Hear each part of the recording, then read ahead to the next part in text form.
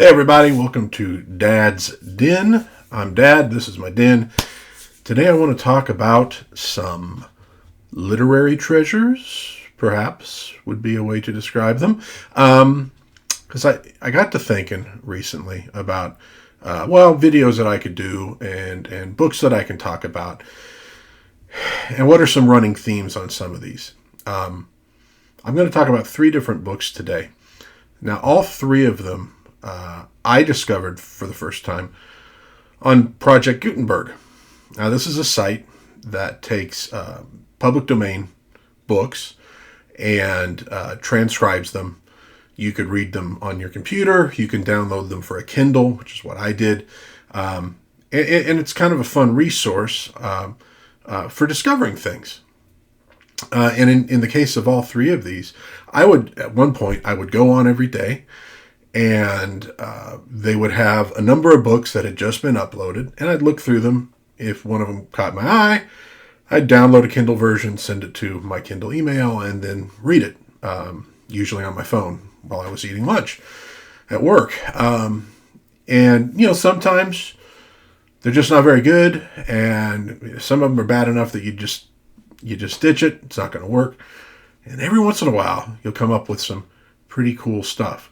Now, the 3 of these I'm not going to say they're like unknown, but you don't hear about them very much. So I kind of think of them as sort of, buried treasure. I think, though, that on top of them being worth reading, I think people would enjoy reading these books. I think these books, and a lot like them, could also be a great resource for people who are independent creators who need some material to adapt, right? We get a lot now of stuff that is, adapted from very well-known properties. From the big leagues, you get the latest Batman movie, the latest Superman movie, the latest Spider-Man movie. There's a lot of independent creators who go, I wish I could do a Batman thing. I wish I could do something with, Star Trek. And now they kind of can with fan films, but, you can't make money off of those, and it's kind of difficult. And but I also realize why people often do this, and that's because if you have an existing established character or an existing established story, if that's not your forte, writing something from scratch, then these can be very valuable and useful for you. And if you're kind of thinking, doesn't seem like, I'm right now. Why am I leaning down? Okay. I was going to do a bit about how it used to be really hard to find cool stuff, cool, obscure, weird things. It's occurring to me that my train of thought was going in a different direction now. I'm going to show this anyways. This is an awesome magazine from the 90s, Film Facts. If you've never looked at it, go out and try to find some. Some are expensive, some you can get cheaply. I'm going to do a whole video on these at some point. But for now, we're going to ignore Film Facts because I don't script all these videos. What? But they're so professionally done. No, it's true. I just basically work off the top of my head. Go figure. And so I've already decided I'm not going to go that route of Film Facts. We will talk about these someday. But what I was going to talk about are, public domain works. Can you build, a major company off of public domain works? Yeah, gee, I don't know. That seems unlikely that you could build large corporations, entertainment conglomerates off of public domain. Yeah, of course you can. And so when you have something like a Project Gutenberg, it gives you maybe an opportunity to work with properties that are not so well known, but that have an immense amount of promise to them. Okay, so done with this very rambling and screwed up introduction. Let's talk about the 3 books that I want to present to you today. Now, in 2 of these cases, I don't have a physical object I can show you because I did just read them on Kindle. But the 3rd one, I liked it so much that I actually went out and paid a pretty penny to get an actual physical copy of the book. So the first one I want to talk about is called The Purple Cloud. This was written, or at least published, in 1901 by M.P. Shiel. Okay? Now this book, apparently lauded by H.G. Wells, you may have heard of, and H.P. Lovecraft, who called it like a great piece of weird fiction. And it is definitely weird fiction. Now, it's not completely unknown. It has been adapted. 1959, The World, the Flesh, and the Devil, which is a pretty good movie, was inspired by it, but it changed it dramatically from what you actually get in the book. So now with all of these, I'm going to try to do this without a bunch of spoilers because I would really love people to go find these and read them and enjoy them, but I'll try to sort of set you up for where it's going. So in The Purple Cloud, we have a character named Adam Jeffson. Now, Adam Jeffson is in love with the Countess Clodagh. She is not a very nice woman. The plot revolves around an expedition to discover or find the North Pole. And they kind of hint that people have tried, but there's some, maybe even a mystical reason why nobody can quite get to it. So there's an expedition that's leaving. He wants to get a place on it to impress her. He's unable to do so at first, but then the Countess's cousin mysteriously dies, leaving a position open for him, and he is vaguely aware that she probably killed her own cousin. She's a very ambitious woman. But he does get on the expedition. He is not well liked on the expedition. They make it up to the Arctic, and they start the process to get in there, and he decides to go ahead on his own when they're very close, so he can be the first person there. I believe there was some monetary prize involved. So he gets to the North Pole, which is described as this great pool of water. And he gets to it, and there's this sort of weird eruption, and he kind of passes out. It's very hazy. You can almost picture exactly how they would have filmed it back in like the 60s or 70s with that, where the screen is sort of, kind of active. He awakens. He manages to get himself back to the ship. I believe he finds along the way the other people he was with, and they're dead. And I believe the dogs that they were with were dead as well. It has been a while since I read it. Gets back to the boat. Everybody on the boat is dead. And so he is capable of operating the boat by himself with some difficulty. He basically discovers, to the best of his knowledge, that everyone on Earth is dead except for him. And the story then goes from what he does as he realizes this, his explorations, you could maybe call it sort of a descent into madness, coming back from it. There are some pretty heavy themes in it. I won't get into all those because it'll spoil some surprises. I think with this one, adapting it to a visual medium, and not in the way that The World, the Flesh, and the Devil did, you don't necessarily need to keep it period. Well, I think you kind of do have to keep it period if you're going to use the North Pole concept, because obviously we've been there now and that really wouldn't work.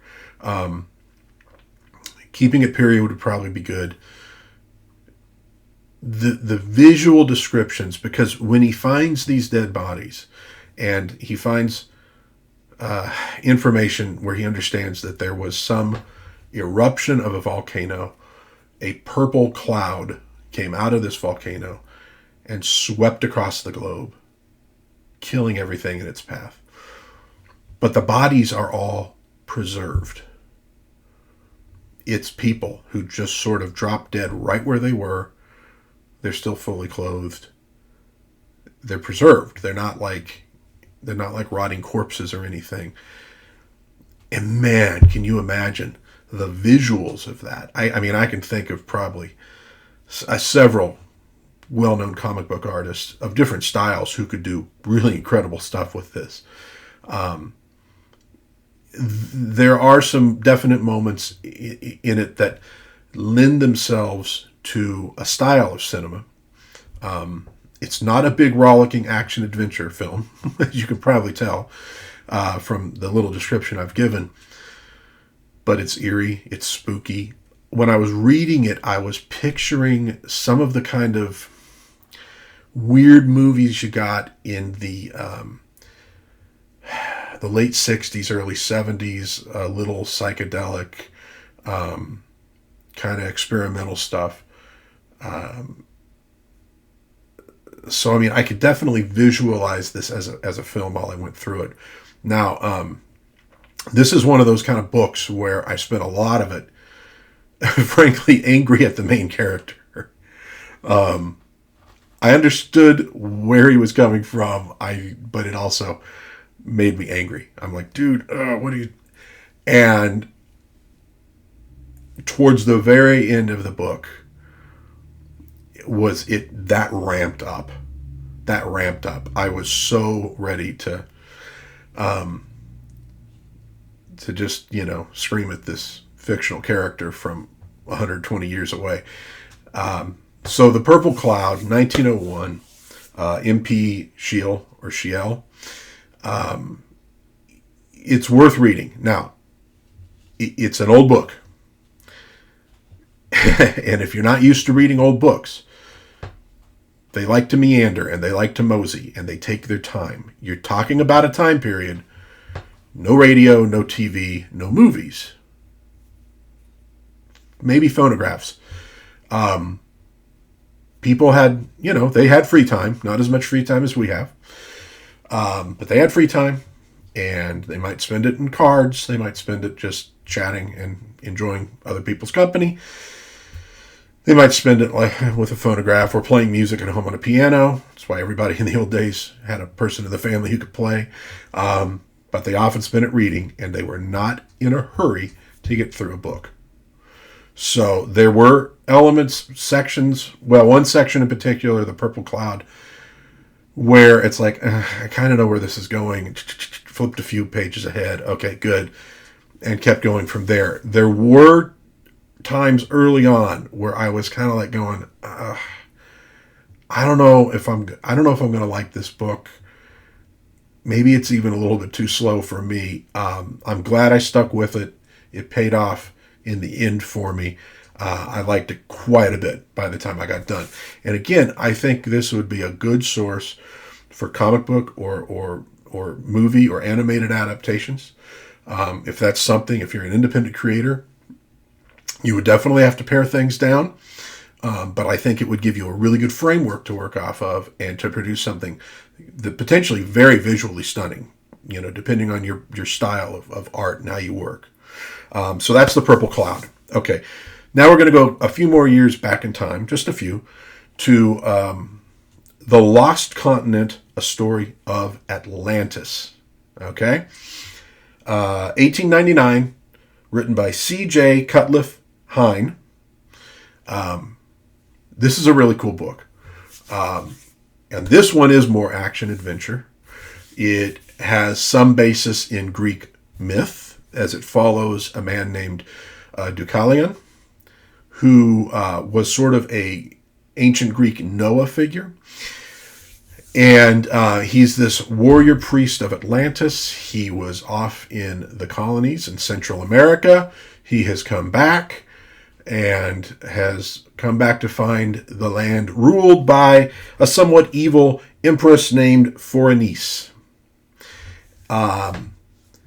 This book, as I read it, and again, there's a framing element to it of people who find these weird stones, layered stones, and they figure out that it's actually the form of writing. They have to take the stones apart. It kind of reminds me of, what was that guy's name? who said that all these stones with weird anyways, I'll go way off course trying to remember this guy. It was in some of the old sci-fi magazines. Lemuria. Those who know. So there's this framing element of them finding these and decoding it, and some of the stories lost, and so they present it the best they can. They do that a lot. You see that with H.P. Lovecraft framing a lot of times. It's pretty common. You kind of have to get through the frame so you can get to the meat of the story.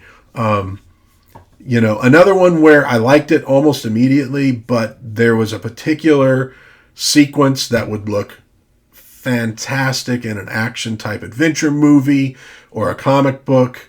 I won't get into what it is because, again, I don't want to ruin this for everybody. But it kind of made me feel like this was almost a proto Conan the Barbarian sort of story. There's some elements of that to it. There's 2 or 3 things in it that would look fantastic on film, whether animated or live action, assuming you had the budget that you could do it. Would definitely look great in a comic book. I think there's a massive amount of potential in this story. It's heroism. There's it's got mysticism and kind of sword and sorcery. Some really interesting characters. There's even a scientific element to it, I think, because of Atlantis. Very cool book, The Lost Continent: A Story of Atlantis, by C.J. Cutliffe-Hyne. You can find a good version of it. I think it got published a few times. I think this was like the 1920 version, or I might not be. No, I'm thinking of the Purple Cloud. But anyways, there was a version published in the 1970s when you were getting so much of this old fiction brought forward. You were getting The Shadow, and you were getting Doc Strange, and you were getting Tolkien and all this other stuff. So you could get on eBay right now. You can find a copy of The Lost Continent: A Story of Atlantis for a very low price in paperback, with a very cool cover, I might add. Again, I got mine off Project Gutenberg for free and just ported it over to my Kindle. I should mention the Purple Cloud is out there as well. You can find it. It's available. I think both of these would be great to adapt. And even though they're not new, you're adapting them. It's not a new story. It would be new to so many people. I mean, kind of the way that Disney's John Carter was. I mean, just the most colossally stupid thing in the world, what they did to this movie. Calling it John Carter instead of, a Princess of Mars or what have you. I think they knew they were getting Star Wars and they didn't want to compete against themselves. So hey, why don't we just completely throw away a potential property that would have been great? It's a really cool movie. But for most people who aren't like sci-fi geeks, they never heard of John Carter of Mars. They have no clue who this is. So, these are other elements, probably even more obscure, that you could bring to an audience, and they're going to feel new, even though they're not new. Gives you an opportunity to put images in front of people that they've never seen before. I think that'd be awesome. So something to look for. Okay, last one that I want to go into, even older. This is Eva's Adventures in Shadowland, written 1874 by Mary D. Nauman, who I guess maybe her maiden name was Dumet. I don't find a lot about her looking online. The book's kind of obscure. I think there are some modern printings of it. Now, I ended up loving this so much that I went out and I want to say I paid about $100 to get an original copy of this. The book is not in super good condition. I would probably never actually go and read this from the book. I'm sure if I was going to read it, I would be using the Kindle version that I've gotten before. It is illustrated. Let's see if we can bring that up a little bit. You can kind of see. This one really stunned me.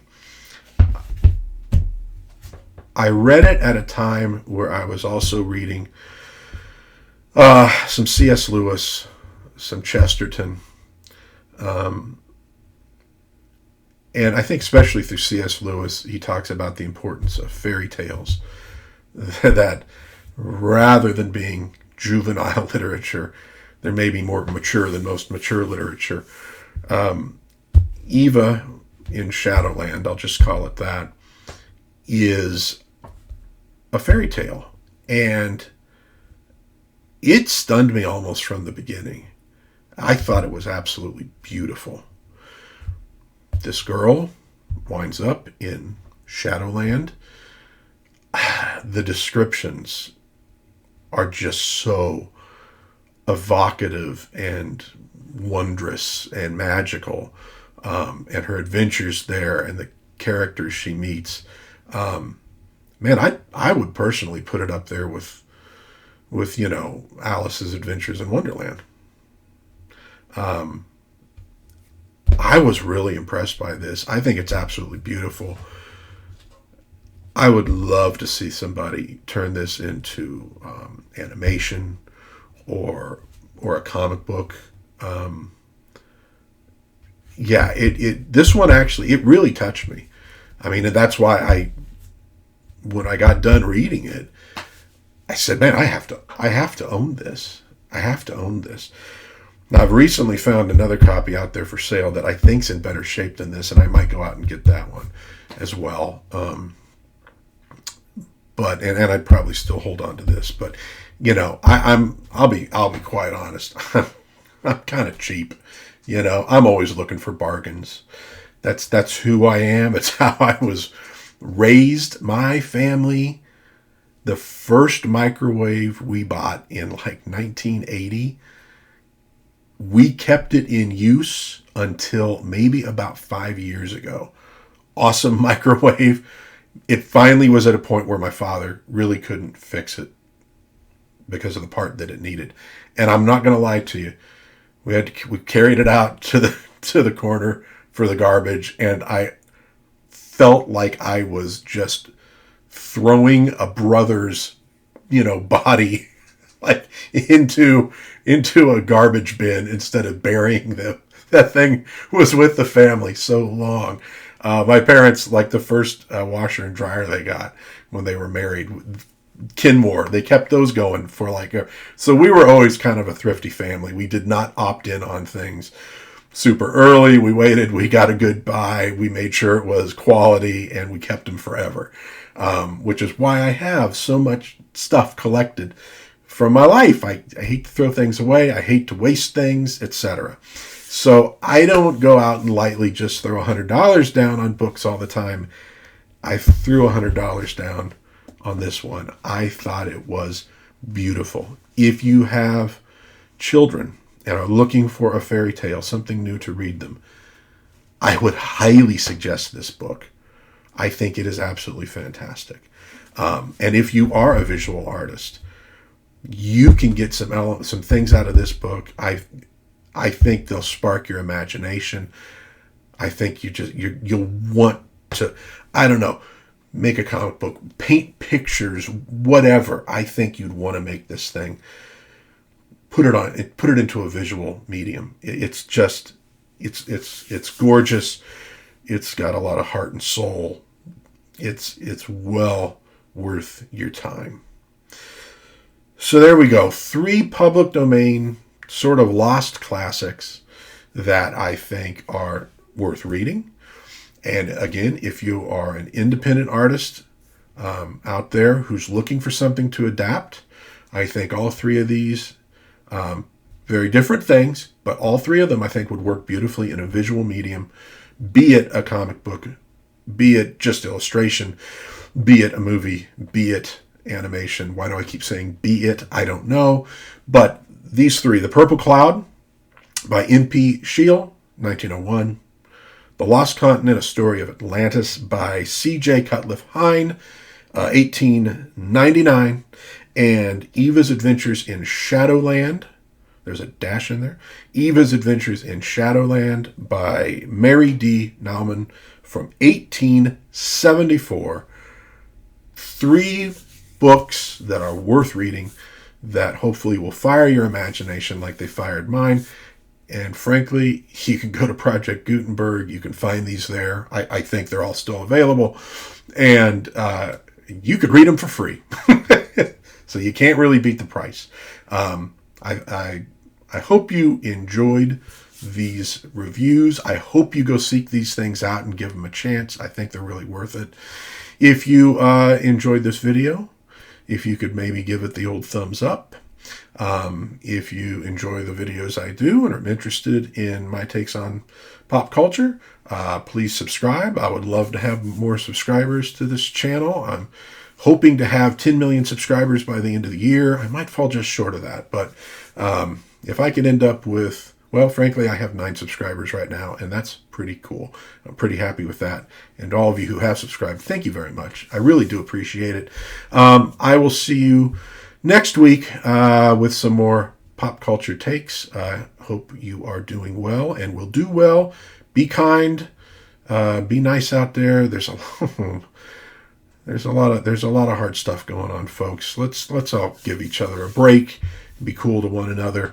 And I will see you next week as I look for the little stop button on my very cheap video setup.